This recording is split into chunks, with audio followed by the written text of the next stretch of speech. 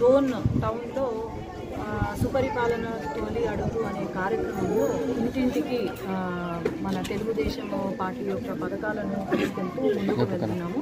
డోన్ శాసనసభ్యులైన కోట్ల సూర్యప్రకాష్ రెడ్డి గారు అలాగే నేను అందరం కలిసి ఇక్కడ కార్యకర్తలతో పాటు టౌన్ పెట్టుకోవడం జరిగింది. ఈరోజు ఇంటింటికి వెళ్ళి ఎట్లా ఉందమ్మా ప్రభుత్వం అని అడుగుతుంటే ప్రతి ఒక్కరూ కూడా అమ్మ మాకు అన్ని పథకాలు అందుతున్నాయి, చాలా సంతోషంగా ఉన్నాము అని అంటున్నారు. ఎందుకంటే పోయిన ప్రభుత్వంతో పోలిస్తే ముందు ఆ 5 సంవత్సరాలు ఏమీ కూడా అభివృద్ధి కానీ సంక్షేమం కానీ ఏమీ జరగలేదు. మనం అందరము గమనిస్తే అమ్మఒడి అని చెప్పి అందరూ పిల్లలకి ఇస్తామని ఆ రోజు ఆనాడు ముఖ్యమంత్రి చెప్పి ఎన్నికల ముందు కేవలం ఒక్కరికే అమ్మఒడి పడింది. కానీ ఇప్పుడు మనం ఇంటింటికి తిరుగుతూ ఉంటే తల్లికి వందనం కార్యక్రమంలో ఒక పథకంలో ద్వారా ప్రతి ఒక్క బిడ్డకు 15,000 రూపాయలు రావడము అనేది చాలా సంతోషంగా ఉన్నారు. అట్లాగే సిలిండర్లు రావడం కానీ 3 సిలిండర్ ఇప్పుడు 1 సిలిండర్ పడింది, చాలా సంతోషంగా ఉన్నామమ్మా అని అంటున్నారు. పెన్షన్లు ఎంత పెంచినాడండి జగన్మోహన్ రెడ్డి గారి ప్రభుత్వంలో 350 అంతే పెంచింది.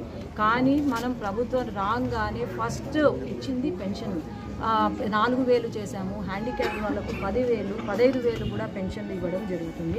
అది 1వ తారీఖు రాగానే ఇంటింటికి పెన్షన్ కార్యక్రమం కూడా మనము చేస్తున్నాము. అట్లాగే ఈరోజు నారా లోకేష్ ఆధ్వర్యంలో మనం గమనిస్తే ఎన్నో పరిశ్రమలు రిలయన్స్, లూలు కానీ లేకపోతే ఎల్జీ కానీ ఇలా ఎన్నో పరిశ్రమలు పెట్టుబడులు మన రాష్ట్రానికి వస్తున్నాయి. దాదాపు ఇప్పటి వరకు ఈ పరిశ్రమల ద్వారా మనకు 9 లక్షల ఉద్యోగాలు వచ్చాయి.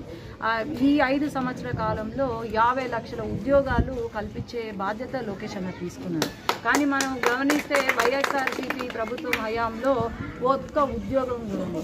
ఉద్యోగం పేరుతో వాలంటీర్ ఉద్యోగాలని చెప్పి అందరూ 10వ తరగతి ఇంటర్మీడియట్ చదువుకున్న వాళ్ళ బ్రతుకులు నాశనం చేసి వాళ్ళను చదువుకొని ఇవ్వకుండా ఈ వాలంటీర్ జాబులతో సెటిల్ అయిపోయారు.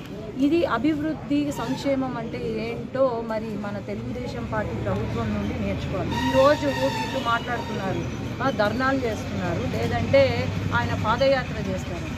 ఏ మొహం పెట్టుకొని పాదయాత్ర చేస్తారు అని నేను ప్రశ్నిస్తున్నాను.